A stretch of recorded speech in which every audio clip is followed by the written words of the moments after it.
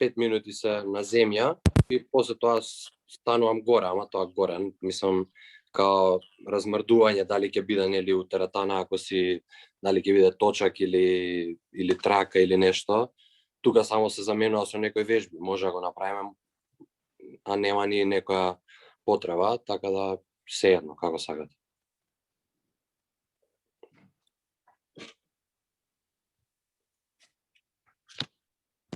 Се зезнав си го штекав микрофонот, а ќе морам да го штекам за да слушам, бидејќи ќе легнам јас на земја или ќе правам се што ќе каже Мартин.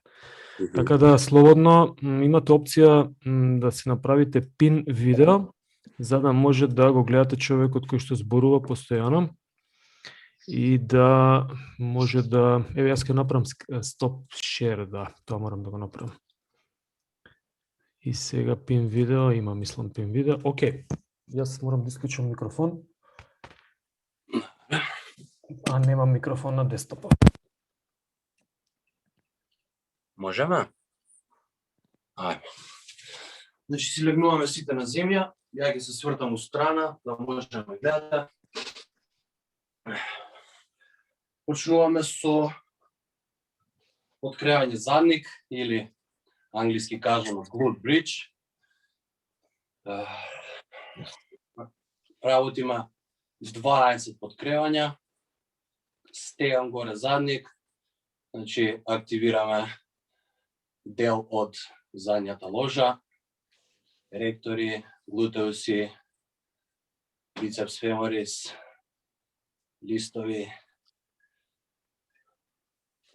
6 бројам, 7, 8, 9, 10, 1, до 20 повторувања, 2, 3, стега горе задник, 4, 5, 6, 7, 8, 9 и 10. Едно нешто што сакам да напоменам ке вежбава е дека многу често се случува да го хиперекстензија да правиме на грбот. Значи не е целта што повисоко да кренете, целта е стомакот да остане стегнат, рамен и да изротирам полкови нагоре, тоест тој pelvic tilt, пелвичен тилт, и да го стегнам задникот.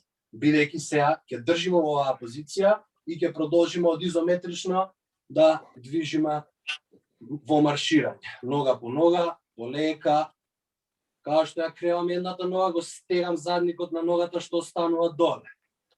Издишувам со секоја, без брзање, можам овде со лактите во земја да си помагам. Извинете, некој пишува, ама не можам да видам што пишува. Ако имате да кажете нешто, кажете за да ве слушнам.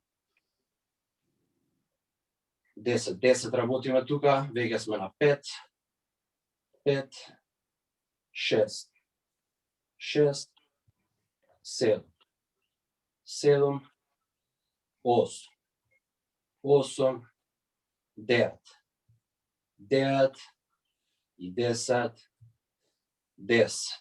Добре. Од тука го креваме горниот дел, значи плешките ги одлепуваме од земја, нозете се на 90 степени. Целта ни е половината да е залепена за земја, значи вака ако бутнам рака тука, да немам дупка, значи да не е искривена кишмата. Права, неутрална, нозе на 90 степени, раце право горе, тука може малце со координација да се буните, но полека се учи секое движење, нели моторика. Од тука одиме спротивна рака од нога, издолжувам. Значи лева рака, десна нога, десна рака, лева нога. Кога издолжувам, го задржувам воздухот, кога враќам, издишувам. По 10 повторувања на страна, идеме на 4, 4, 5, 5. Вежбата се вика dead bug на англиски, значи така можете да ја најдете на YouTube, или мртва бугачка. Го активираме јадрото, значи по принцип следното ќе биде од страна, сакам да работам од сите страни на толковите и на јадрото. 10, 10. Овде сме. Од тука одам во страничен издржај или страничен side plank. Нозете може да се стапало до стапало, може и да се стапало на стапало, малце потешко е со стапало на стапало, може и стапало до стапало, малце полесно, од догуку не можете ни тоа, може долната нога да биде свиткана и таа да го држи пленкот во страна. Со горната рака право кон таван, од тука полека ротирам внатре, враќам. Ротирам внатре, враќам. По 10 повторувања на страна, ротирам внатре, враќам. Издишувам внатре.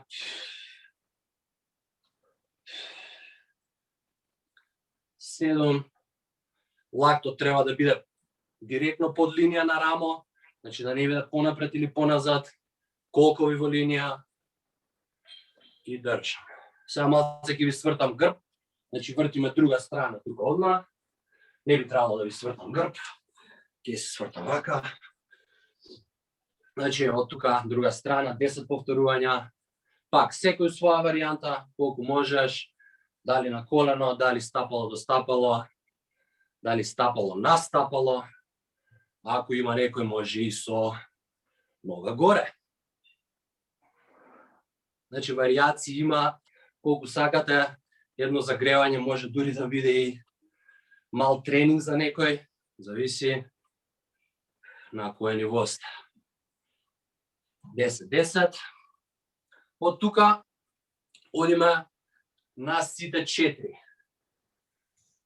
Значи, дланки се директно доле под линија на рамо, колена се под линија на колкови, малце ќе се свртам у страна, пошто немам доволно место. И од тука одиме пак спротивна рака од нога, креам одгоре, и од тука лак до колено, полека враќам, издишувам внатре, креам горе. Половината држам во неутрална позиција, значи не ќам да ја истегнам надоле, не ќам ни да сум многу горе. Полека, контрола. Ако е ова премногу за некој, може само да креваш. Само креваш, спушташ на земја. Само креваш, спушташ на земја. Да. Од тука одиме друга страна. Опа. Се враќам, извинете. Батеријата е слаба, еве сум. Друга страна, 10 повторувања.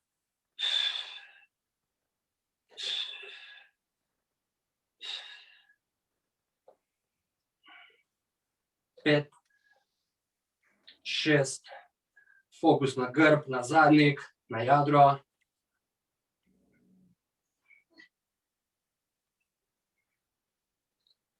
Добре. Од тука одиме во склек позиција или во висок пленк, нели низок пленк е стандардниот на лакти. Одиме на дланки. Нозете ги поставиме малце пошироко од ширина на рамо. И цврсто држам јадро, од тука полека, без да ротирам колкови во страна, без да се отварам, допирам рамо. Стабилизација на рамо, добра вежба за опоравок на рамо, доколку се користи како вежба во програма за опоравок, а е добра за загревање. Цврсто јадро, не мрдај колкови. Ја веќе се потам, не знам за вас.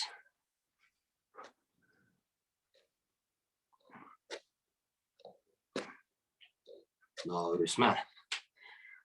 И одиме горе, уште две вежби во стоечка позиција. Ова. Работиме стандарден чучањ, значи нозе во ширина на рамо, може би малце пошироко, потесно, значи за секој е различно, би требало да си ја најдете својата ширина и за тоа има тестови, сигурно ќе учиме понатаму. Држам гради напред, поглед напред, земам воздух, го задржувам, седнувам позади, кревам горе, стегам задник, Значи не се оптеретувате со длабочина, исто и длабочината е различна за секој. Дали за спорт, дали за како да кажам, извинете, во зависност од вашите предиспозиции, тоест зглобови како функционираат, дали можете да одите скроз до доле или едноставно само до овде. Значи Никола со 2 метра сигурно нема да иде до овде, за да не се случува тој прегиб во кичмата. Задржувам право.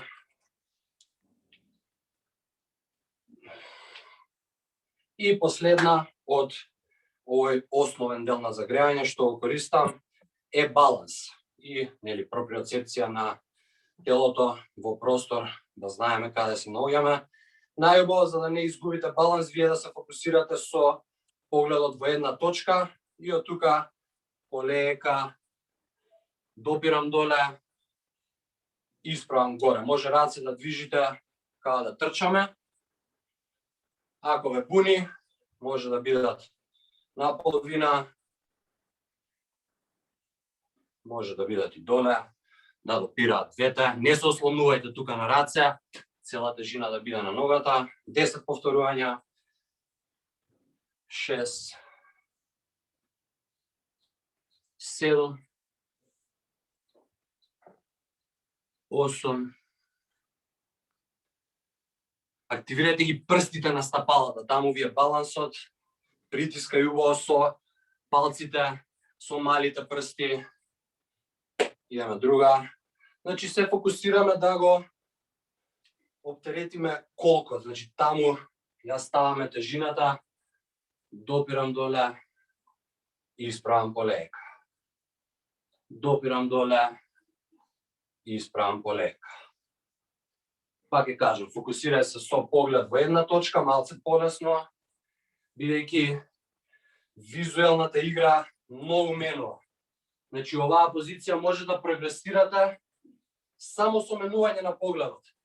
Ако пробате лево-десно да гледате или горе-доле, само да ги мрдате очите, да не збориме за главата цела да ја мрдате. Значи многу поголем предизвик и за баланс и за таа проприоцепција како се снаоѓаме ние со телото во просторот.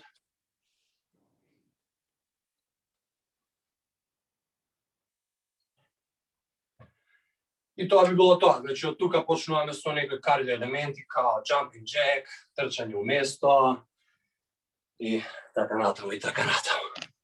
Се надевам дека ги задоволивме. Фала, Мартин. Фала и на вас. Фала, колега. Супер беше. Супер, Мартин, благодарам Ептен. Лично, мило ми е. Да. Мотив за сите може да се вклучат, кој како има идеја, нели? Еве, ова е, затоа и дозволив да не навлегуваме во нешто друго, инаку за комуникација, апсолутно, се што мислите дека треба да се сподели, праша во домен на предметот и на моје разбирање или наше заедно, сите го градиме часот, можеме да се издискутираме и да најдеме. Убаво е да се направи муабет. Тоа е. Така да, слободно, ако имате идеја, може да предложите нешто, а ова загревање е така малку лесна работа, не е едноставна, мислам лесна, ама но треба да се и можеби е добро преку овој вид на вежба или активност, ако сака некој да се вклучи, да проба. Јас морам да кажам, например, и по завршување на факултет, можеби сум спомнал, е тешко ако немате рутина да водите група, ако не сте воделе група, е тешко да ја водите. Например, особено и двајцата колеги што работеа, и Мартин и Моника, се гледа дека имаат искуство, затоа што може да зборува, може да објаснува, да држи концентрацијата, ги знае вежбите и може да приметите дека водел некој група. Мене ми се случило прв пат кога сум водел група, спремаш час 45 минути, за 5 минути кога завршиш часот и не знаеш што понатаму. И тоа е нормално исто, нели? Сега, например, еве најавувам секој час дека ќе трае 20 минути, не може да завршим час и половина. Две работи, мислам дека беа две. Едната ја кажав, дека се чувствува некој дека водел група, мислам конкретно двајцата колеги. чисто мала обсервација е добра, нели? Можете и вие да дадете исто коментар. Може и Мартин да даде коментар. Например, не значи дека високите луѓе не може да се спуштат долу, нели? Тоа е до флексибилност. Дефинитивно. Да. Не дека беше грешка, него најверојатно Мартин го познава Никола, па затоа и спомена. Не. Само да се наврзам, Мартинчо. А? Јас сум близко до 2 метраж. Па не, Метро рече, 98, 97 тука. рече дека си 2 метра. Мислам, генерално високите луѓе, да, зависи од флексибилност, но со таа должина на коските, значи едноставно не им дозволува, и посебно ако се бават со спорт, значи Кој спорт? не ги користат тие. Кој спорт? Кој спорт? Епа висок човек со што спорт се бави. Со висок. рагби, со рагби, кошарка, голф, не менува таму ништо. Може би во гимнастика. Таму може да менува. Гимнастика 2 метра тешко. Не дека не може да направат елементи, но должината и лостовите може да направат да забрзувањето на крајот, нели, на стопалата и слично, па не може велеобер да направи, може би. Да. Така или некоја склопка, ама добра моторика и сите компоненти на способност, што ако ги поседува човекот, тогаш не е проблем да се изведе ништо. Ниту склопка, ниту, мислам, ги имате примери што ги споменав сега, иде. Јас кога следев кошарка беше Меджик Џонсон, ако помни некој, Лари Бирд не го кажувам, одамна е, но Џордан, не знам, помагајте се во последно време кој од моториката не може да им ја замени, мислам, си ја имаат, нели? Таа е, иако се високи, се зборуваме за високи луѓе, кадбојкарите исто, керакометарите исто страшна моторика, значи може да направат било што од движења и да решат проблем во меѓувреме. Имаше уште една работа што сакав да споменам, ама не. Супер, фала многу. Може би јас следен час или некој од следните ќе ви направам нешто загревање, ама со некој друг тип на загревање, да ги загрееме мускулите преку контакт со главата. Некој вид на медитација, може нешто така како крстиме, ама чисто да пробаме да го искомуницираме телото. Сега ми дојде како идеја, може да се направи, контраксно е, значи ако е ова загревање за да се поткрene централен нервен систем и се, тоа може би е загревање за да се спремите за предиспит, за преднадпревар. Професорот Ванчо, например, имаше многу супер методи кои што функционираат кај спортисти и кај екипи, загревање, ментално загревање, спремање и мотивација пред старт на надпревар, пред старт на тренинг. Значи, јас сум гледал, с која сме во доменов на загревање, сум гледал група театарска, танчари. Три танчери и една танчерка, мислам дека беше. Они се загреа, се што требаше направија 40 на минути пред да почне, имав среќа да ги гледам во бекстејдж. И на крајот поразговараа, се собраа во група, поразговараа и се гушкаа 3 минути. Направија контакт со нив, енергија направија меѓу нив, за да може да изведат целата представа од час и половина. Тоа е супер контакт. Разбирате? Веќе суфрлам, професор, ние на йога кампови го практикуваме истото. Секогаш кога започнуваме еден йога камп, нели се представуваме и го започнуваме со преградка, нака се гушкаме сите учесници на кампот и на крај исто така го завршуваме со преградка. Посебно полнешна енергија. Супер. И поддршка. Одлично, имам, мислам, не му одговара на секого, не можете во скандинавски земји да побарате на луѓето се гушкаат, затоа што едноставно таква е културата. Не се поздравуваат, едноставно и не само во скандинавски, туку има, они се блиски, супер се, ама таков е начинот на, ке ти кажете, полека, не форсираме, полека. Така да, постојат разни моменти. Сега ќе направам еден скриншер, би се префрлил на она што ми е на задача. А тоа е во делов за денешна тема и мислам дека навистина брзо ќе ја поминам и оваа тема и ќе се задржам во вториот дел на нешто што е апликативно практично, а во првиот дел чисто ќе позборуваме за тоа што значи човеков како сложен, организиран и динамички систем, отворен динамички систем, зошто може да го наречеме на овој начин. Морам да ви признам дека си го ислушав предавањето од минатата година и приметив дека таму зборувам со колега супер тема за тестостерон на ова предавање и за бодибилдинг и некако хемикали, многу интересно беше. Обично луѓето сите сакаат да најдат магична стапче или апче и наместо да вежбаат да ударат на хемикалија, што мислам дека е тотално погрешно и ми дојде како инспирација да напоменам таа тема. Не сум, можам да зборувам, не е мој домен, можам да зборувам, но имам отпор, веднаш ви кажувам, како некој кој што се труди нештата да бидат колку што може поедноставни, поздрави. Така да, ако имате прашања и за тој дел можете, бидејќи ви ги пушти видеата, па најверојатно некој може би му текнало да прегледа и може да види дека и за таа тема зборуваме, да не се изненади, тоа беше прашање од колега од минатата генерација, но нашава тема денеска пробува да објасни всушност зошто можеме и како зошто на овој начин го декларираме човекот дека е сложен систем, дека е организиран, но дека е отворен и динамичен, значи подлежи на промени и всушност тоа е еден бенефит кој што ни се дава на нас од раѓање, па во текот на животот ние најверојатно нешто да направиме со себе, дали да менуваме генетски кодови, дали да едноставно разни теории постојат дека ние не сме случајно тука сме за некои високи цели од типот на религија или слично, не споменувам, туку едноставно за потреба на универзум, но нас тоа не мислам сега во овој момент не интересира, е малку филозофија и метафизика, нас не интересира што можеме ние да направиме додека сме на планетава. Планетава нема да трае долго, мислам дека 40 на милиони години беше некој не рок, туку предвидување дека сонцето ќе ја привлече и сега за овие 40 милиони години што можеме ние да направиме со себе. Ако успееме да преживееме, очигледно нема ни толку да преживееме.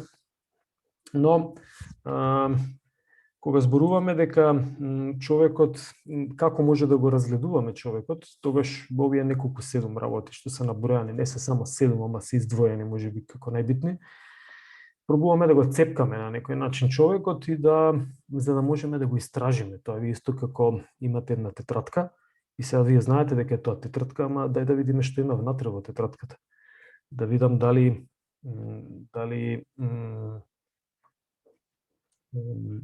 пардон, само да видам.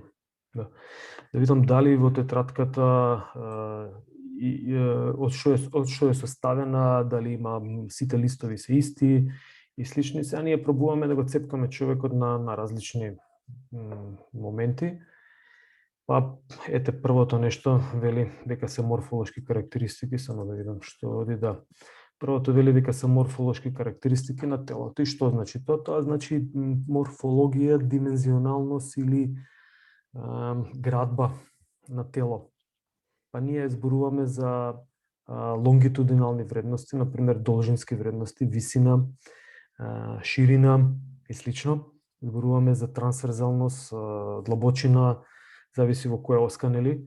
Зборуваме за состав на ткивата, па дали телото е составено од, мислам, нашто не интересира, генерално знаеме дека храната која што земаме и на некој начин таков и составот на телото дека се состои од масноти, јаглехидрати и протеини, па можеме да пробаме да процениме, например, колку масноти има некој, дали е тоа во функција на спортот, конкретниот спортска дисциплина, добро или не, дали треба да има над 10-11% вкупна маст во тело или треба да има помала од таа или таа е некоја идеална. Па зависи за кој спортист, ако прашате Тур де Франс, некој тркач на велосипеди, тоа ще имаат сигурно тамо под 10, фудбалери околу 10-11, споменав и на претходно предавање, имам информации не лично, туку се наоѓа на интернет, Ибрахимович, например, Златан, 6-7% на вкупно масно ткиво. И сега, овие работи се интересни не само за масното ткиво, него е за процент на мускулно ткиво.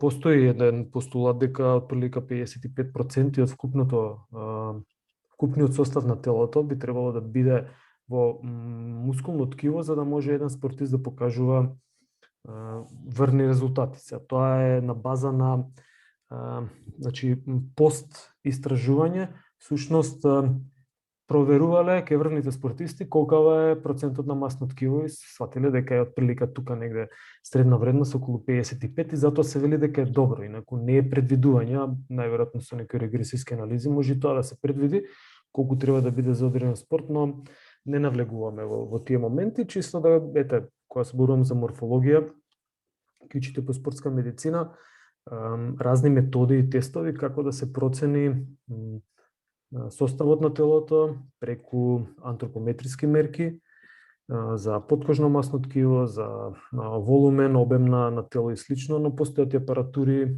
например, ние имаме на факултет добра апаратура, InBody се нарекува, InBody е апаратура со биоелектрична импеданса. Тоа е биоелектрична импеданса, отпор, биоелектричен отпор, значи проверува колкав е отпорот на ткивото. И има некои шаблони кои што се најдени, претходно инкорпорирани информации во машината и вели проверува дали, сега да не објаснувам тотално како функционира, но може да провери, например, на што не интересира, дали некои да го провери составот на телото. По масноти, по процент на масноти, процент на на мускулно ткиво, баланс на лева и десна страна. Например, ке тенисерија е многу интересно. Па зошто само да му биде левата страна или десната, ако е деснорак или лево рака, да биде подоминантна во физички, во морфолошките карактеристики, а може да ја вежбат и другата страна, затоа што со дисбаланс се пореметува комплетна статиката на телото, нели? И да, проверува баланс на горен-долен дел на тело, според некои претходно внесени информации, така да постојат се повеќе методи кои што може да и апаратура кој што може да направи ваква проценка на морфолошки карактеристики. Мислам дека до сега ги објаснив зашто ни се битни, можеме да сватиме, да процениме нели дали некој треба да ослабе, дали некој треба да се направи хипертрофија. Хипертрофија е зголемување на мускулно ткиво. Дали како стоиме со висината, например, проценка на раст на база на рентген снимка на дланка може да се процени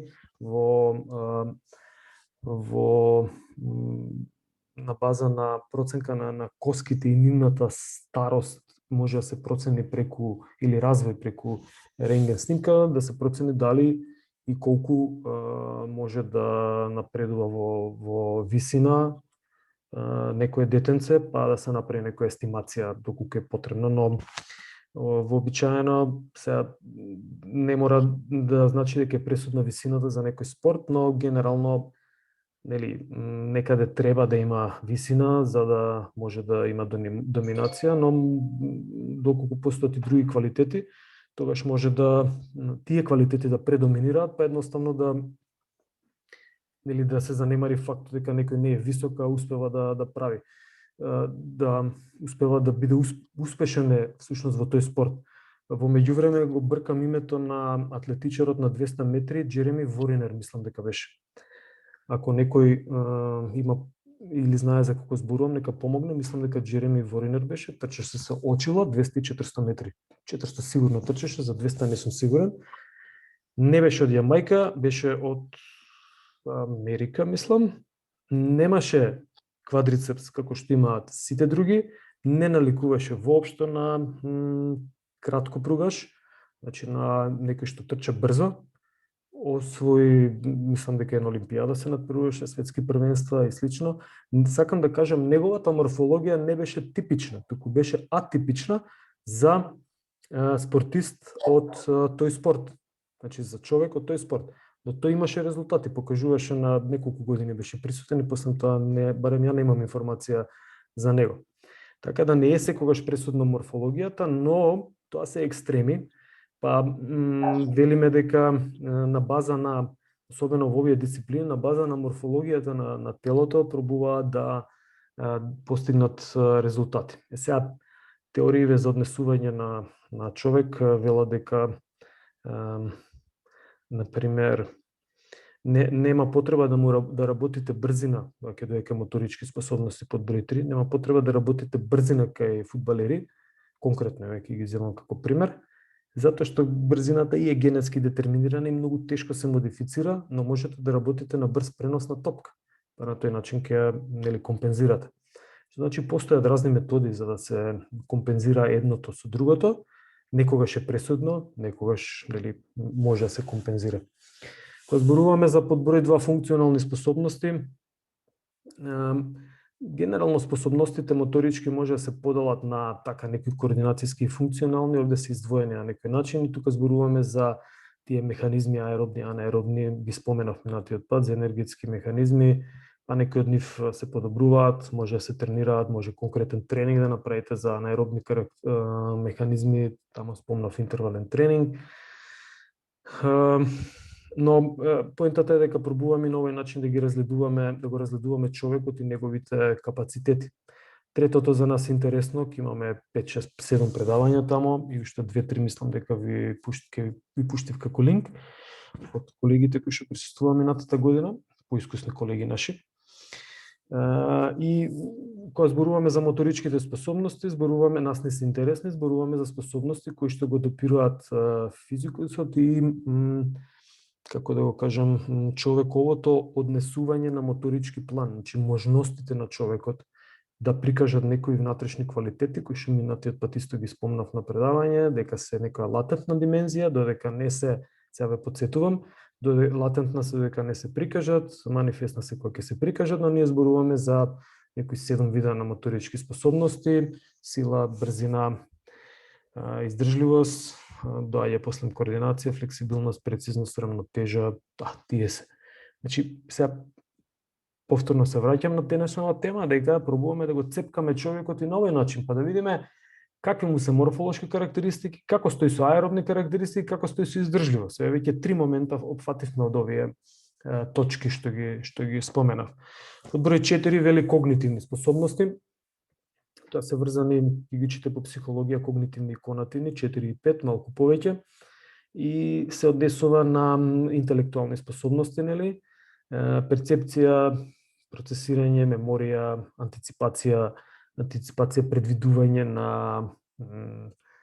ајде како да го споменам, каков пример да најдам, на пример правите во Како? Во тенис. Да, може и во тенис. Сега ми дојде еден пример и го држам во глава, извини Мартин, контра во ракомет. Нели, од лева страна човеков прави контра, од десна страна нашиот соиграч трча и топката лета и овој треба да предвиди каде ќе биде, значи едниот треба да предвиди каде ќе биде играчот, другиот треба да антиципира, да предвиди каде ќе дојде топката за да може да се намести во таа позиција да ја земе, двочекор, трочекор или веднаш скок шут како ќе изведе и да даде гол. Значи на тоа се однесува, Мартин веројатно мислеше истото за тенис, да предвиди каде ќе дојде топчето, да антиципира, значи да се намести на точна положба. Рагби е слично. Кога се фрла топката. Како? Рагби исто. Кога се фрла топката, тој што треба да ја дочека. Секаде, мечување, значи да предвиди дека ќе дојде со стилетот контактот на одредено место па да се подмести во боречки спортови, во фудбал, секаде. Тоа се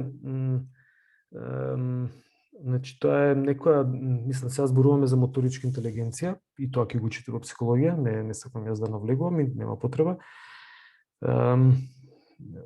Значи, врвните спортисти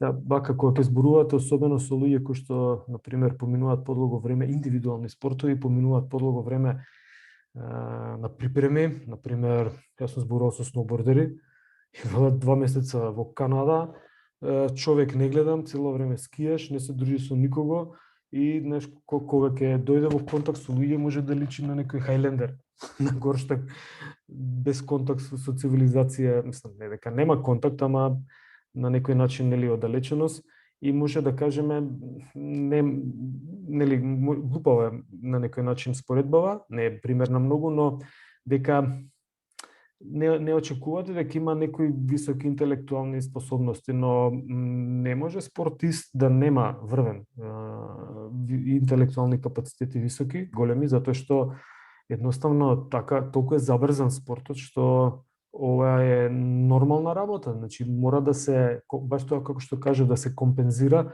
кога се компензираат нештата на база на внатрешните капацитети, не само на пумпање на мускули и подобрување на моторичките способности, туку на наоѓање решенија. Тоа е целта и затоа се многу битни, па се прават многу тестови, нели? На база на селекција, за конкретно со цел за да се направи селекција на спортисти, но најдобрата селекција според мене е успешноста во игра. Доколку е некој успешен или во спорт, тоа што е најдоброто, но не е занемарливо дека треба да се работи како што се работи на моторички план, апсолутно треба да се работи на овој дел што е психологија, за да може да се да има како што кажав на почеток, од мотивација, од сите тие компоненти кои што влегуваат таму, за да може да се добие, да се направи успех. Па дури во сала кога ќе влезете, домислете влезете во сала и на дечињата, ајде, мирно, лева, десна, 1, 2, 3, 4, 2, 3, скокај, трчај, доста заврши часот, пријатно. Ако не настапите кон нив како другар, да се спуштите на ниво малку, да има респект тоа се, нели, да не ви се качат на глава, но да го направите часот интересен и тренингот, тогаш е бадијала. Зборуваме за роботи. Ние луѓето не се роботи, се човечки суштества и сите овие компоненти ги градат и затоа не бадијала се спомнати когнитивните способности и овие конативни под број 5 кои што ја обележуваат особините на личност. Баш во тој дел, значи кој како се однесува, некој е срамежлив, некој многу подобро е социализира со другите. Например, ќе го споменам Дамјан Шишковски, имаше проблем во Финска, вели и да изгубиме натпревар и да победиме натпревар во автобус после натпревар е исто. Никој ништо не кажува. И му викам, како се снаоѓаш? Не можеме да се снајдеме, треба да искажам негде, и емоција, и да се израдувам, и да ме замотивира некој, да направам муабет. Не можам едноставно како робот, одам, правам, се враќам. Сега, може би примеров не е дека треба да етикетираме некој од земјите или него му се погодило така, но едноставно ние сме социјални суштества со сите емотивни сегменти кои што постојат во нас и не бадијала е ставена точката број 5, каде што ние на тој начин не само преку емоциите, туку покажуваме некои особини на личност и тоа е убаво да се знаат, па може ќе изберете некој кој што е лидер, може би некој кој што се лути во тимот, ќе му дадете задача, ќе му дадете услови да се искаже. Но нели тоа ќе го учите по психологија има и професионалци кои што го работат тој дел. Број 6, значи разни вредности, ставови, убедување, размислување, се тоа влие и може да ги поделите луѓето, па на пример имате луѓе кои што веруваат дека земјата е рамна или не веруваат. Не зборувам за верување во Господ или неверување во Господ, тоа е скроз друга тема, зборувам за екзактни мислење, не ставови, туку екзактно, значи нешто што е вистина. Не може да бегаме од тоа дека преку ден има светлост и дека преку ноќ има многу помалку светлост или нема светлост. И зошто? И слично. Значи, и овие сите ваквите вредностни системи и ставови на некој начин ги се земаат во предвид кога зборуваме за тим, за екипа, па знаете од кого што може да очекувате. Па ако треба некого да замотивирате, можете на тој начин да дојдете преку некоја тема или нешто што е блиско до него и слично социјални обележија, ве споменав во неколку земји. Пример, дека што да очекуваат од луѓето, велат игра фудбал како германец. Во 93-та минута, тоа мене ми се случило со фудбалер од Германија, водиме 4-1, тој во продолжеток 92,5 минути, уште 30 секунди имаме, тој изведува аут да даде уште еден гол. И сите му викаат, полека Стефан, застани. Нема застани, идеме до крај.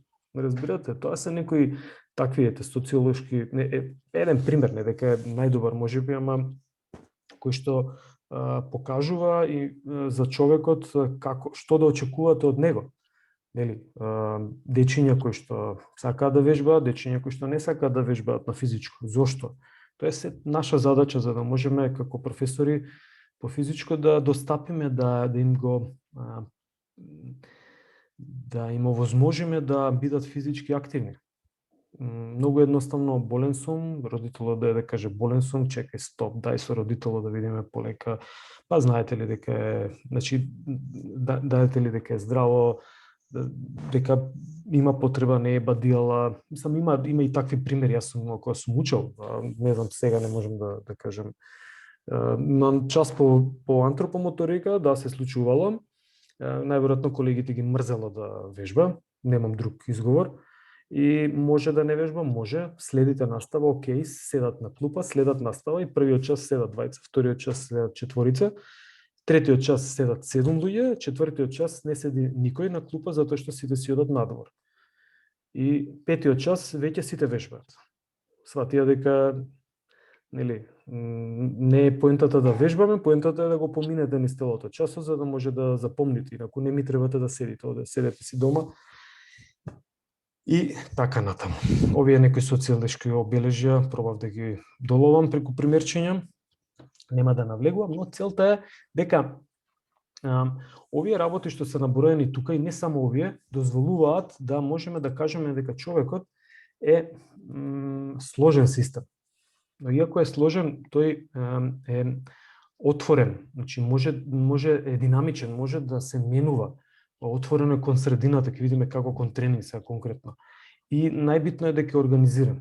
Ќе видиме и тоа при крај на часот како е организиран, што значи организација, само организација внатре што се случува после тренинг и за време на тренинг и после тренинг. Во овој делов овде многу накратко, ама мислам дека имам подобар приказ.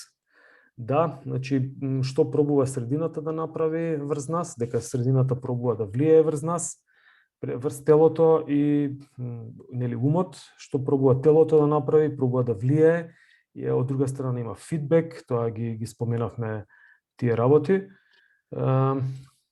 Мислам дека да имам уште една реченица, ќе се префрлам на кратко на PowerPoint. Да не ја читам, нешто слично кажав дека човекот однатре, средината од надвор, тоа е еден систем. Значи, ние ако разгледуваме на макро ниво, ние на планетава сме еден систем. Ако, нели, ова е хипотетички, не верувам додека не се види, но да не навлегувам во таа тема, замислете дека постои во земјанин од кој што е не знам, населен на сонцето и нас не гледа како систем, како земја. Да, на земјата има луѓе и толку. Но ние внатре во тој систем и ние де факто сме еден систем со земјата. Тоа се нарекува екологија, екосистем. Но ние внатре знаеме да се цепкаме и да направиме дека да, земјата е земја, ние сме луѓе, ние сме во интеракција. Дури почвата плодна кога ја гледаме за нас е почва, но внатре има енормно голем жив свет, кој што микрофлора, кој што не можеме да ја видиме. Така да, тоа се све системи кои што се врзани едни со други, но се динамички, си помагаат, ако зборуваме за човекот, тој е склон кон адаптација, нели има изрека време лечи се, доколку, но и поправа, но и дава добри работи времето, нели по студирање завршувате со факултет, почнувате свој свет и се организирате сами себе како еден нели систем. Да, сега би се префрлил на PowerPoint и овој сега што на пример како ако земам пример преку тренинг, како би изгледало тоа дека човекот е организиран систем, динамичен, отворен за промена и слично. Што се случува? Што може како може да направам паралела спрема ова што беше до сега објаснато и на некој начин ќе го крстам тренинг дел.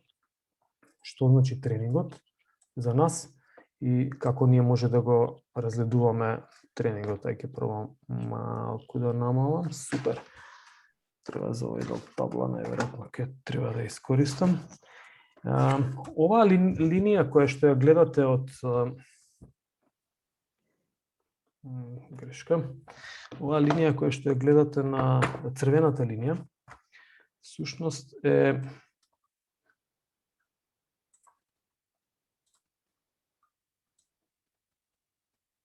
супер.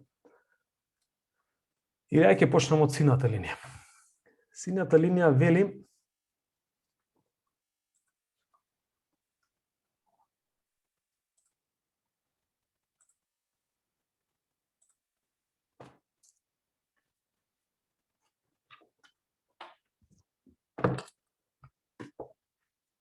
Сината линија вели, тоа е оваа линија овде, ми е дебело маливчето.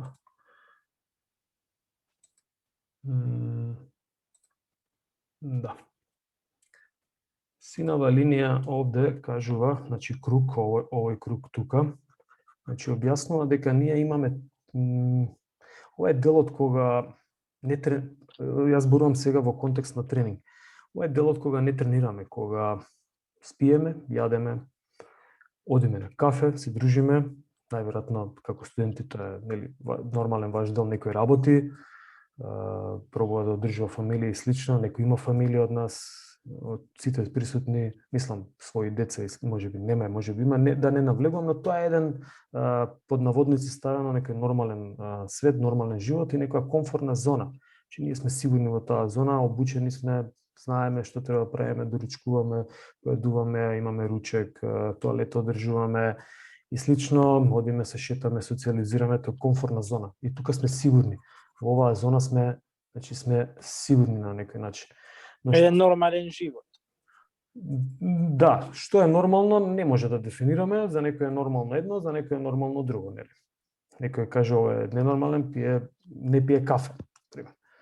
Тоа е многу ирелевантно во случајов, но на некој начин да. Сега почнуваме да тренираме.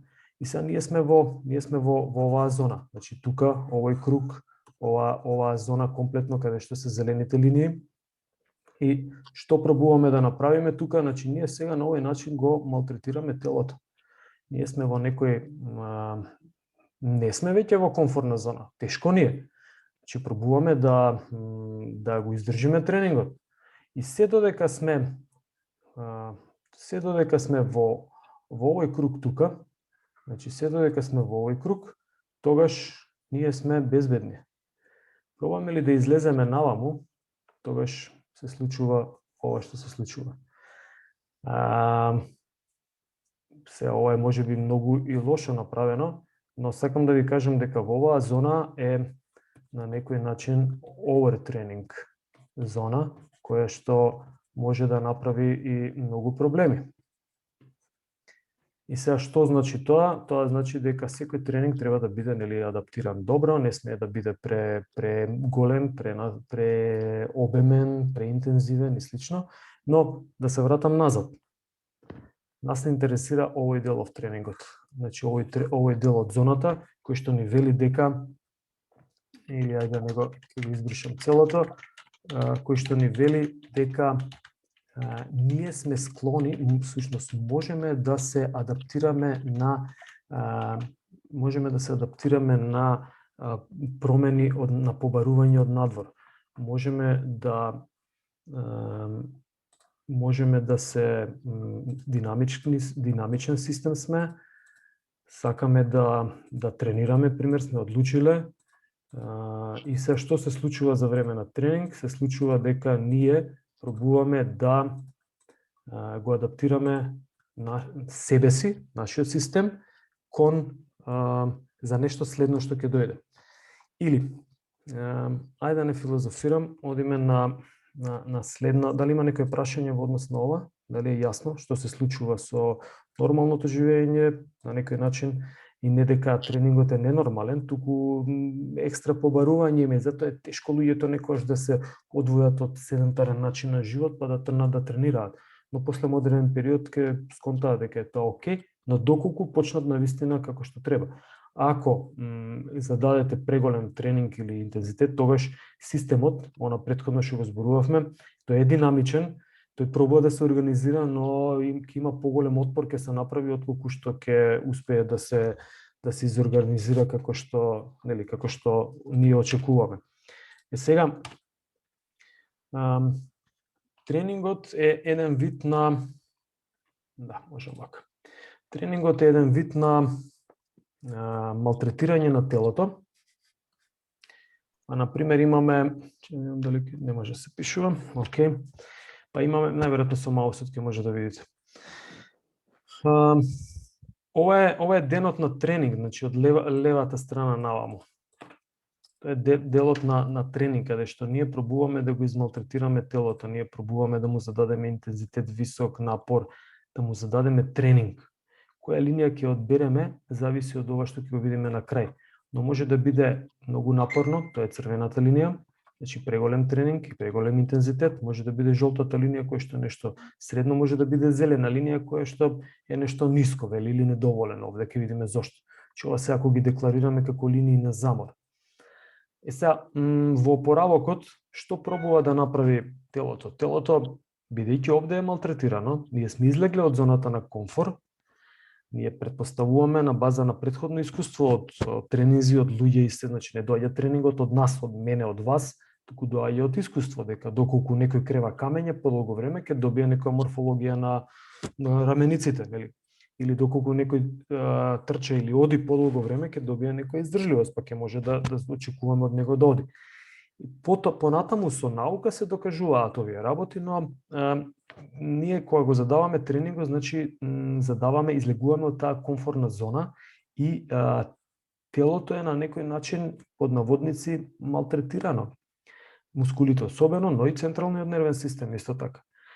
И сега завршува тренингот и бидејќи повторно зборуваме човекот дека отворен систем, динамичен, организиран, пробува да се врати во некоја нормала. И затоа, ако гледате, ако е ова нормалната линија абцисава X линијата, значи хоризонталава, ако е некоја нормална зона на живење, тогаш може да приметите дека сите три линии пробуваат повторно да се вратат нагоре, ги нарекуваме некои линии на опоравок. Црвената линија малку поспоро, затоа што интензитетот бил повисок овде целиот обем. Ова е конкретно за интензитет, но да, и за обем, пардон, доле пишува интензитет, а горе во насловот пишува и обем и интензитет, се однесува и на обем и на интензитет. Црвената линија малку поспоро се враќа назад кон комфортната зона. Жолтата линија, да, се враќа некако во ред, зелената линија многу побрзо се враќа во некоја нормална состојба човекот, значи во претходна се опоравува од тренингот, тоа се зборуваме за микроциклус, значи еден тренинг само. А се случува истото и на база кога зборуваме за подолг период на тренирање. Нас не интересира сега еден тренинг како една единица, една вежбовна единица. И сега, да, се опоравува. Значи, повторно велиме, супер, да, значи, навистина има промена, трпи, динамичен е системот, се самоорганизира. Не мора ние да правиме ништо посебно, сем да мируваме и телото, и умот, и целиот човек, или целото битие, ќе се опорави, ќе се врати на почеток, во некоја нормала. Сега, што се случува со тренингот, зошто, или со вежбањето, зошто е интересно? Например, зошто се игра со варијација на интензитет, на обем, се даваат нови вежби, се учат нови движења и слично. Зошто? Затоа што ние кога го малтретираме, еве жолтава линија ќе ја гледам, таа е најдобра. Значи, тело, ова е надолу опаѓачката, рековме, тренинг, повторувам неколку пати за да може да го запомните, интересно. Надолу е тренингот, нагоре веќе доаѓа опоравувањето и доаѓа до некоја нормала, се враќа на нормала, но целото битие пробува да се самоорганизира и кажува, сега мене, овој што ми зададе тренинг, не тренерот, туку јас самиот, едниот од мене внатре што решил да тренира. Имам човек кој што сака да тренира, кога зборуваме за тренинг, имам еден човек кој што не сака да тренира внатре. Тоа во психологија се нарекува шизофренија, но не, тоа е патологија. Јас се пробувам, мислам, малку пластично да допрам. Тоа е всушност кога некогаш ви се тренира, некогаш не ви се тренира, дали? И сега кога ќе решите, кога сте истренирале, телото внатре, некоја интелигенција која што повеќето од нас не ја знаат, можем да кажем јас не знам што се случува, решава дека да не опорави, да не врати назад, но вели, чекај сега, ова тој претходно ме измалтретира мене, ми направи големо излегување од комфортната зона и јас си се вратив на нула, ама за секој случај јас ќе ставам уште малку. Значи уште малку, ова е таа жолта линија тука, нели, каде што пробува да стави уште малку. Сега, ајде да пробам само да ја обележам таа линија, најверојатно ќе морам на овој начин, поедноставен ми е.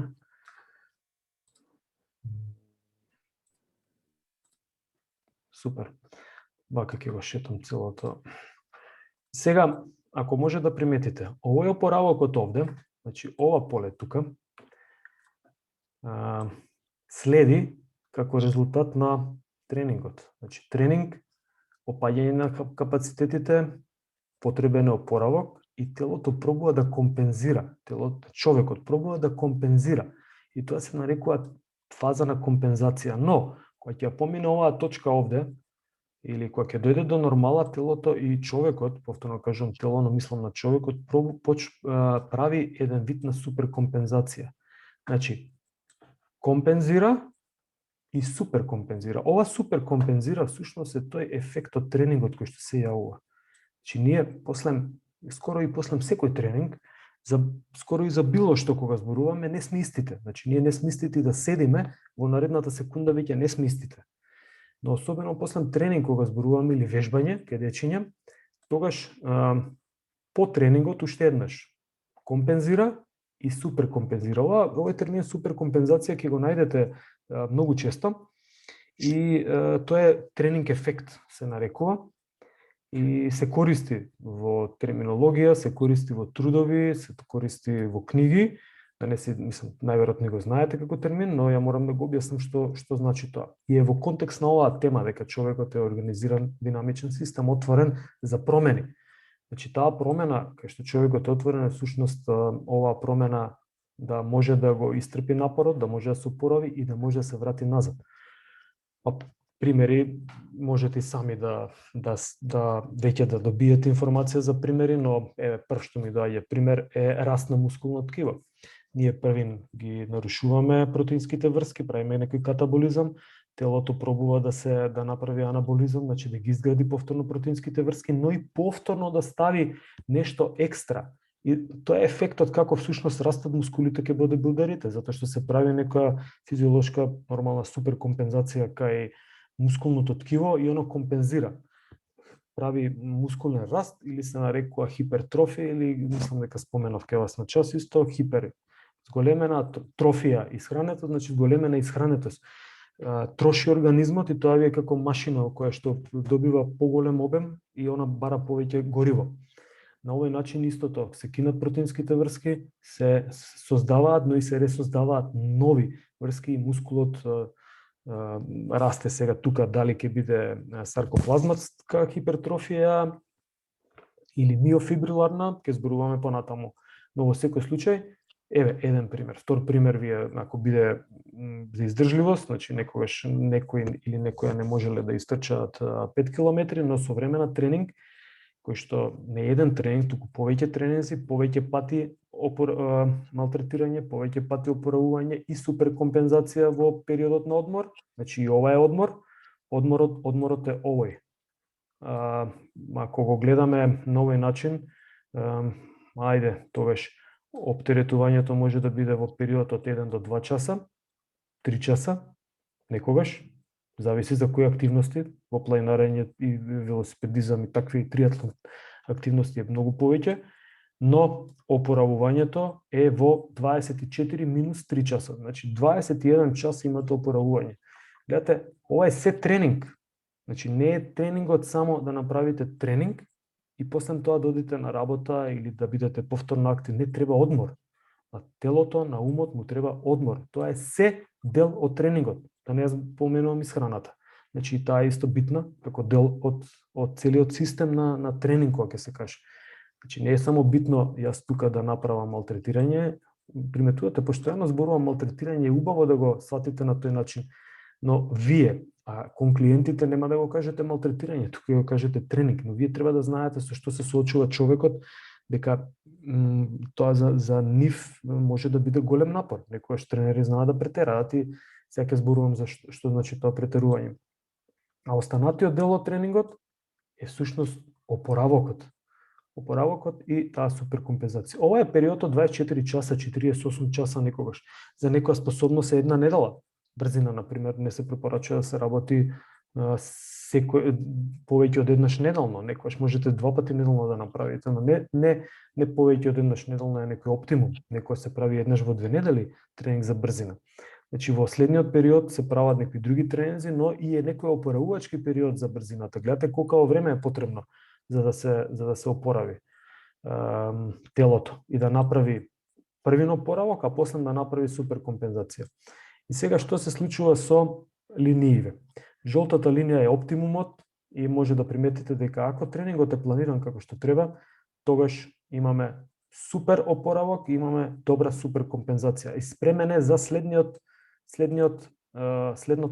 да кажам, некое малтретирање на телото кој што ќе дојде тука или следниот тренинг. Ај, не е убаво да кажам малтретирање. Значи следниот тренинг. Но што ако одите со зеленава линија?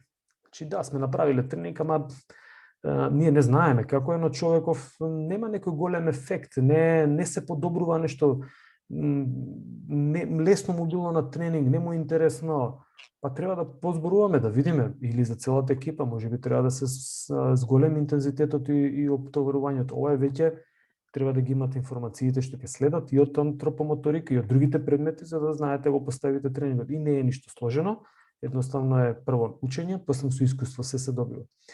Но морам да споменам дека пострашна е црвената линија или најстрашната од сите.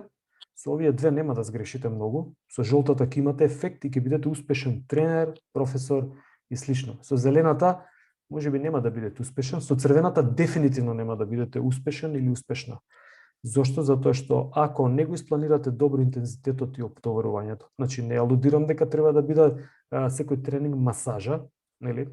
Или сега Моника да не свати погрешно йога тренинг, мада напорно беше. Загревањето што го правевме беше напорно. Кај йога вежбањето. Сакам да кажам дека треба да има тренингот и оптоварување и интензитет доволен за да може да биде добро опоравувањето и суперкомпензацијата, но ако претерате како црвената линија, тогаш опоравувањето ќе доцни, суперкомпензација може да нема. И ако ова стане пракса, тогаш имате она што го запишев тамо, овертренинг. И тој овертренинг е страшен затоа што е многу демотивирачки и дури знае да направи здравствени проблеми. Доколку гледаме на ниво на една недела, една седмица, значи замислете дека ова е една седмица, ова тука е друга седмица, ова е трета седмица, или ова е еден тренинг, ова е втор тренинг, ова е трет тренинг. Пардон. Тогаш може да приметите, ова се мои цртежи и со мау се цртани, не се најубаво нацртани, но ајде да не ги земам од кешеја. Еве линијата сина која што оди надолу, тоа е тренингот и потоа доаѓа опарувањето и суперкомпензацијата. И сега целта е дека после секој тренинг може да видите дека суперкомпензацијата е на повисоко ниво, значи се зголемува. И тоа е тој тренинг ефект кој што се случува. И затоа велиме, повторно се враќам на темата, дека човекот се самоорганизира, е динамичен, е отворен во целиот тренинг процес и знае сам да се организира за да може да направи на некој начин успех. Оригиналните цртежи се искористени, ако може да приметите, пробам да користам некаде од каде се како факти. Ова е убаво во цитирањето мора да го правите, особено во пишување на семинарски работи и како ги нарекувате проектни задачи. Значи шеа супер ги има нацртано и затоа го имам искористено и едниот дел и другиот дел за суперкомпензација. Во овој дел можам да кажам, кога се поставува еден тренинг, ќе слушате и понатаму на добро или вежбовна единица, значи не мора да биде само ке спортисти, ке рекреативци, ке дечиња, морате со овие моменти да се играте, значи што значи интензитет, што значи волумен, колку пати неделно, колку пати во самиот тренинг повторување ако има, колку треба да одморам, кој ден е треба да биде ден за одмор, нели? Од деснава страна се објаснете тие работи на некој начин, што значи колку силно ајде, нека биде тренинг интензитетот е колку силно, тренинг волуменот е колку долго.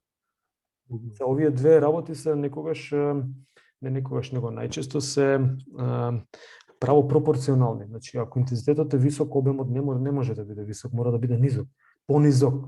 Значи, сега дека треба да го смалите на 5 минути.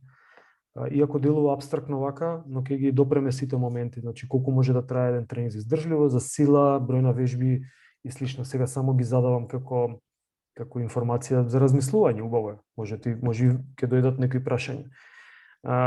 Колку често треба да вежбам, тоа е фреквенција на тренинг. Колку треба да одмарам или што треба да правам за одмор, тоа е веќе деновите кога се планирани за опоравок. Ајде, може и ова да го видиме. Како би изгледала една седмица, чисто за да добиете, ова е конкретно, пример, и во книги се наоѓа и сум го работел од искуство. Значи, црвената линија, ако е линија на волумен, колкав е волуменот, и сината линија, ова е нека трендовска линија, е линија на интензитет со слободно раке нацртано, не е за податоци, чисто приказ сликовит. Прв ден вели да, волуменот ни е малку понизок, интензитетот ни е повисок. Ова е микроциклус се нарекува. Една седмица од тренинг. Значи може да го сватите како понеделник, вторник, среда, четврток, петок и така натаму. Прв ден може да приметите, втор ден нешто е слично, трет ден волумен зголемувам, така, интензитетот расте и тоа, ама волуменот многу повеќе расте. И сега приметете, сме решиле четвртиот ден, не знам, не е битно сега заради што, сме решиле дека волуменот ќе падне, но ако падне волуменот, имам право да го покачам интензитетот, за да задржам некој квантум на замор, затоа што телото припознава замор.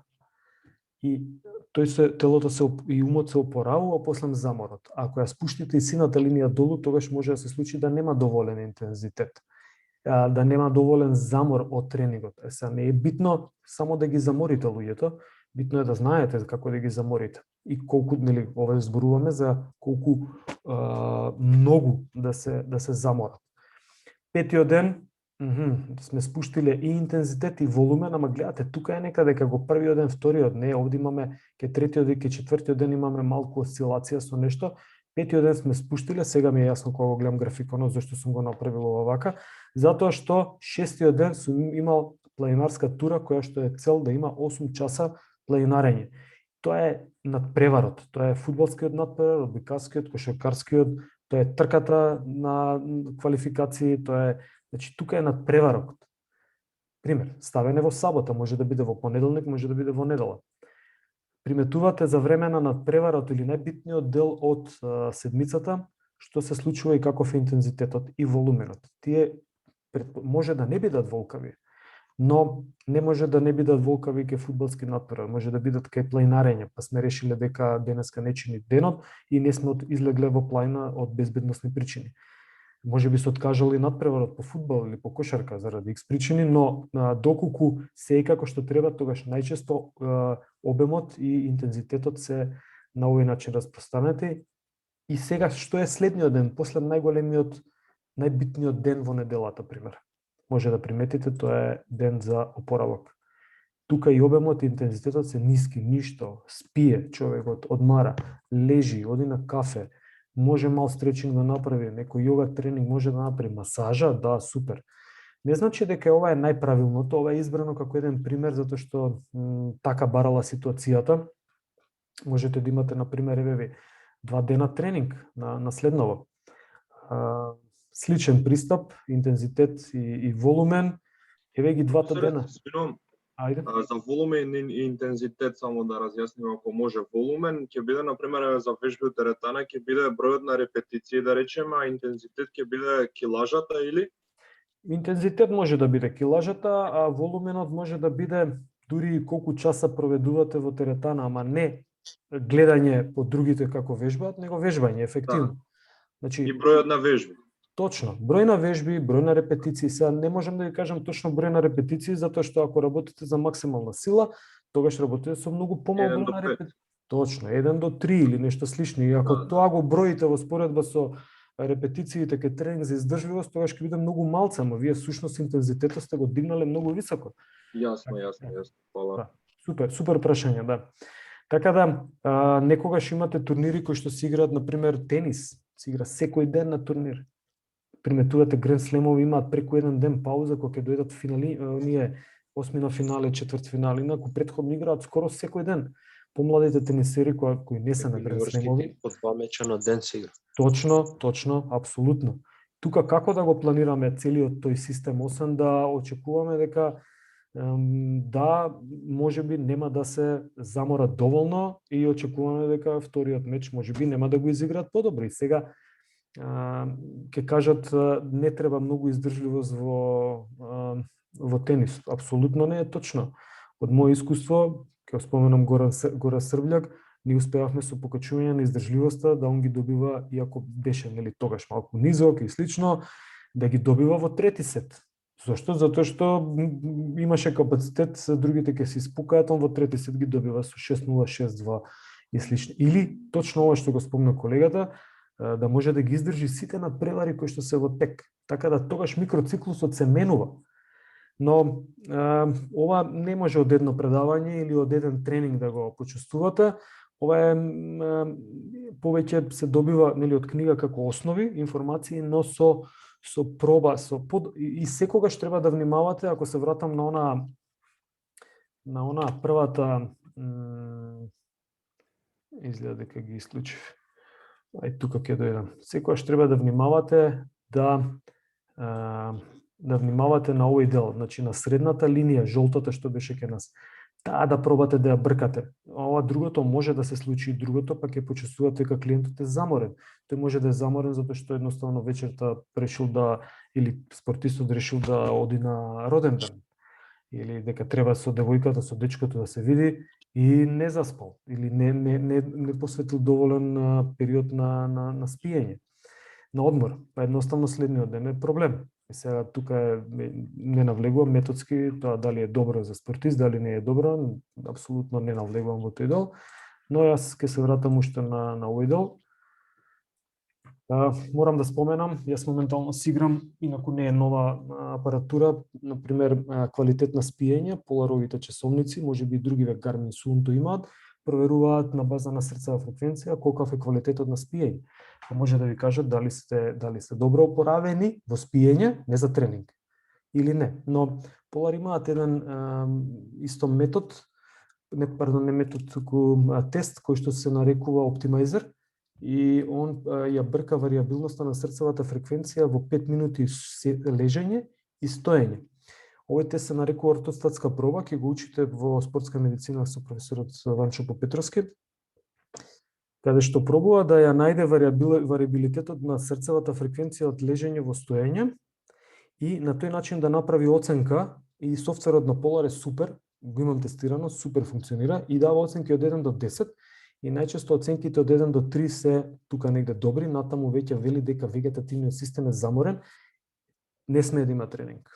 Знаете која информација е тоа, да знаете дека во континуитет 1, 2, 3 дена на спортистот му се покажува, реален инструмент покажува дека нешто внатре не е окей, не форсирајте повеќе, инаку нешто ќе се случи. Значи, или ќе скине мускул заради неконцентрација на терен, или некој внатрешен проблем може да настане заради преголемо оптоварување. Така да, тие работи мора да се следат, инаку од око е многу тешко да ги процениме луѓето. Да, може, ама е многу тешко. И затоа зборувавме за тестирање на почеток. Извинувам, како тоа сте го тестирале, професоре, со часовник или како? Polar часовници, они се меѓу првите кои што имаат изведено варијанта на конкретно, не знам, часовник со ремен кој што доаѓа, кој немам ременот сега да ви покажам. Мојот прв срцев монитор беше Sigma Sport 96-7 година, мислам. Но следниот кога го земав Polar тестираше куп VO2 максимум, а понатаму имав еден, несреќно го изгубив, кој што можете да најдете на нивната веб страна на Polar. Тестот се нарекува, некои часовници го имаат и тоа се од 300 и нешто евра нагоре. Медицински тестирани се мерат R-забец од QRST сигналот, значи од EKG сигналот, од срцето кога има очукување, да не навлегуваме во тој дел, има еден тамо забец R и они го мерат меѓу R и R растојанието и на база на тоа се нарекува колку варира меѓу R и R запците, срцевата фреквенција, медицински точно имаат направено софтвер, значи тоа се анализи кои што доаѓаат од физиологија, ама овие пробале ги ставиле во софтвер и проценуваат каква е адаптибилноста на вегетативниот систем, значи како симпатикус и парасимпатикус, и нивки ги учите,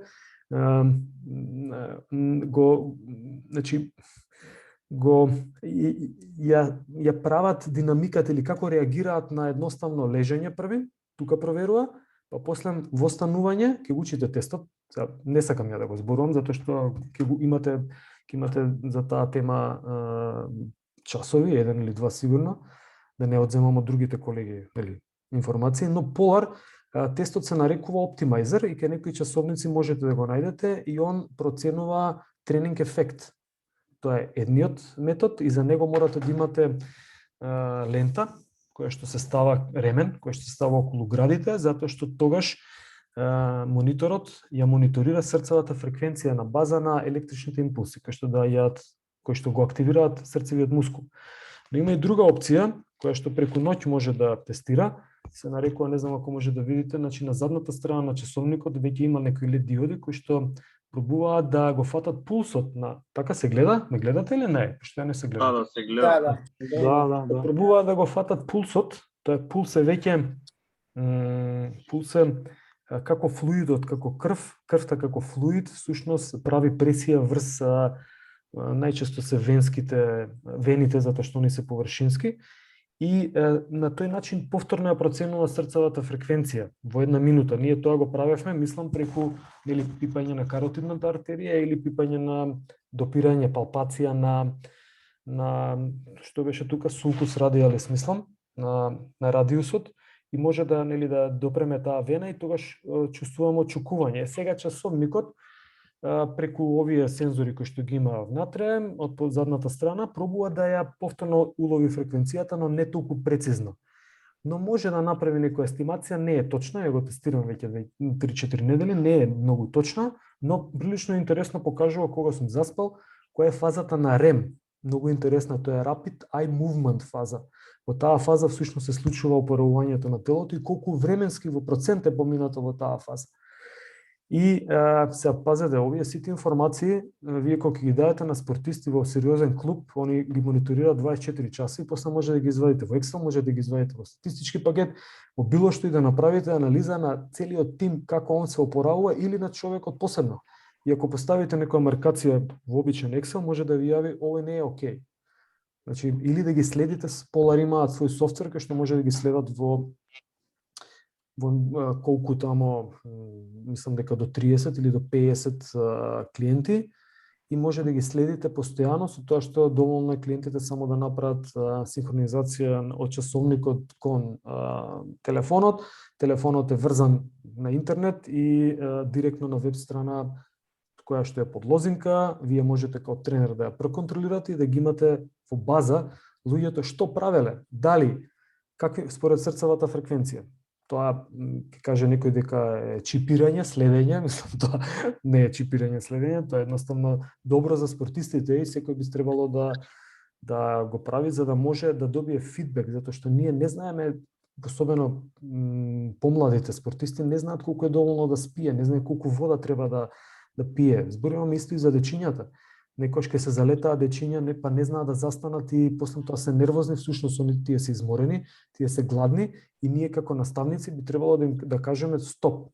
Носиме група на скијање, ни сака да скијат. Не, час и пол, два, доволно е, јадеме. Ама ние не сакаме да јадеме. Не, ќе јадете затоа што е ладно, малку ќе земете и веќе се освежуваат. Затоа таа е нашата задача како наставници, професори, тренери, да ги обучиме некако луѓето и да направиме интеракција со тој систем. Нели, да му дозволиме да напредува, да супер компензира како што треба. Така да, ако ви интересира, да не должам, разгледајте polar.fi страната, англиски има, и има интересни функции во тие часовници, не се нови, значи Polar е многу стара фирма, мислам дека прв пат 90-тите години имаат излезено како срцеви монитори, има и многу други, имате Garmin, Suunto, сега има на AliExpress има илјадници такви, но Мерцедес е Мерцедес или БМВ, Тесла е Тесла, Фичо е Фичо. Професоре, само уште едно прашање. Моето прашање до вас, колку вие верувате во тие часовници? Конкретно ете за VO2, за Sleep Quality Score што има пулс и слично. Па нема што да верувам или не, кога работата е екзактна, исто како да ме прашате дали верувам дали земјата е рамна или не. Значи тука не правам муабет воопшто. Тоа се екзактни работи.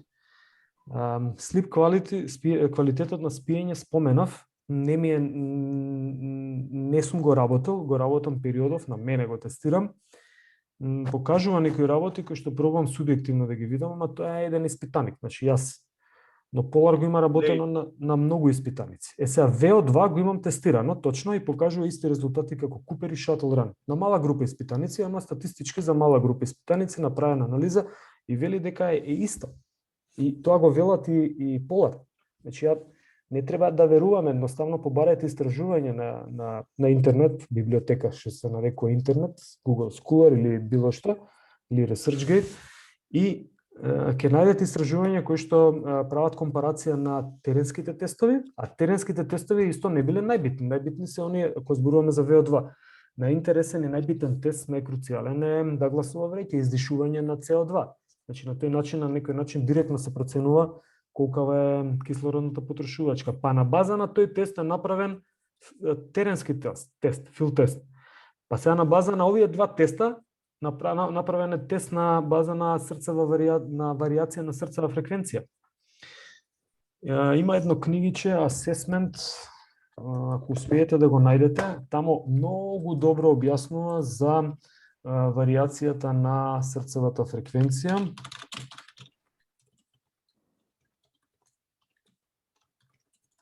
Само да видам дали ќе извади на овој начин. Црвена книгичка, одлично. Тоа е оваа книга. Physiological Assessment of Human Fitness. Ако идеме во содржината, јас конкретно ја имам. И ова само сега не можам да ја дадам, можеби во јуни. Живи здрави, со тоа што не е second edition, него е првото издание. Ако идеме у table of context, овде мислам дека имаше... Да, еве овде имате и за estimation на VO2 максимум, и тоа какви се емотеди, еве ви го преку heart rate monitor. И тука е објаснето точно физиолошки со формула што се случува.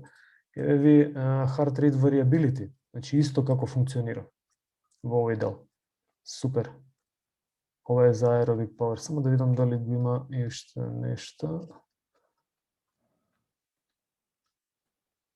Да, во овој дел се објаснети сите работи кои што се врзани со heart rate variability и имате зошто се користи срцев монитор. Гледате Лига шампиони, било која, дури и купуе УЕФА, ќе приметите дека сите имаат, ако можеме видите, позади имаат еден систем кој што е како мала грбка и тоа е GPS, кој што е врзан со ремен исто и катапулт е едниот систем, има многу други системи кои што се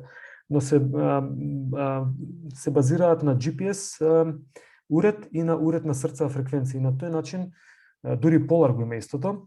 Го има директно го има Polar и го има катапулт и они на база на комбинација на овие податоци, значи со колкава брзина правиш спринтови, колку спринтови, тоа се го вади како статистика во реал тајм. И тренерот седи на клупа и може да види според едно број на вртежи инструментче во која зона и колку проценти од целиот надпревар фудбалерот е во некој интензитет. Например, за негова зона може да биде апсолутно висок некој интензитет. И сега, ако примети дека нема некоја концентрација, тогаш може да каже на главниот тренер, стоп, не одиме веќе со него, туку ќе само да видам, ќе треба да направиме измена на играчот. Ова не сум готвил преку компјутер. Супер, ова е некое мое трчање. И сега може да приметите дека така се гледа. Да. Овие сезони некои горе. Најверојатно го имате ова како информација, не е ништо ново, но ајде ќе го кажам, ова ќе издржливост ќе зборуваме многу повеќе за овој дел. вели дека мојата зона максимална срцева фреквенција што измерила е 176, не е толку нешто повисоко, но не е ни битно, и дека од 158 до 176 јас сум во црвена зона. Ако фудбалерот е постојано во црвена зона, 95 минути не може да издржи и не може да биде постојано во црвена зона, но затоа овде во оваа табела кажува колку проценти сум поминал во која зона. 68% сум бил во жолта зона. Значи оваа жолта зона мене ми кажува дека според оние параметри ја што ги имам наместено, дека јас сум во некоја аеробно-анаеробна зона. Третата зона е опоравувачка зона или за мене е срцева фреквенција помеѓу 123-140. Тука трошам масноти. Значи во оваа зелена зона трошам масноти. Во жолтата зона веќе работам на аеробно-анаеробен механизам или подобрувам ВО2 во максимум. Го подобрувам и преку зелената зона, ама не толку. Во жолтата веќе го подобрувам. И ако ги имате како информација овие проценти тука, тогаш вие можете да го следите во real time, значи во вистинско време да го следите тренингот и човекот и да дадете фидбек доколку знаете и гледате дека прави една грешка, втора грешка, трета грешка. Во меѓувреме он е 80-90% во црвена зона горе. И ако тренерот бара измена, вие кажувате, но не го смени го. Значи тој може да каже овој ми греши многу, дали да го сменам. Ако е во ниска зона, и тоа може да е многу проблем, значи он е заморен, не може да поткрене, не може да дигне машината за да може да направи напор или приказ на напор како што треба. Но тоа се екстреми, најчесто зборуваме за црвената зона горе. Тоа е една од работите на кондицијскиот тренер, значи за време на надпревар. А исто во ова е за време на тренинг, со тоа што за тренинг вие може да го наместите срцевиот монитор па да дава информација, не претерувај, да му дава знак стоп, тоа најчесто не се користи на тренинг, но е добро како метод. Велосипедистите го користат. Они се водат строго според срцева фреквенција и број на стисок, всушност притисок на стопалото, ватажа или преку вати, колку енергија прави врз педалата. Да не навлегувам, во можеме да зборуваме 2 часа. Дали е јасно отприлика што кажеш? Да. Да. Супер. Сакам, допревме некои теми кои што се многу интересни, значи не е само терминологија и нели вака некои теоретски теми. Наредни часови ќе имаме антропонтогенеза и антропофилогенеза, но понатаму доаѓаме со овие теми кои што така се можеби популарни кај вас затоа што се апликативни и можат директно да направат проценка на како да зададете тренинг и што да направите за време на тренингот. Океј. Јас имам толку во овој дел. Прашање? Професоре, сакавме да ве прашаме дали ќе може, зашто сега има полициски час, наредниот вторник да имаме од покасно предавање. Барем додека трае полицискиот час, па после да се вратиме од 6. Да, во право сте.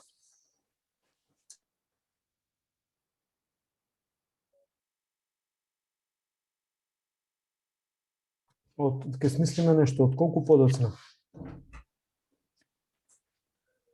Од 8 дека почнува часот. Од 8 ако почне часот. Ајде ке пробаме еден час нека почне од 8. Еден ден. Мене малку нема да ми одговара, ама ке пробам. Заради вас, мора. Чекај да не ги заморуваме колегите со снимање.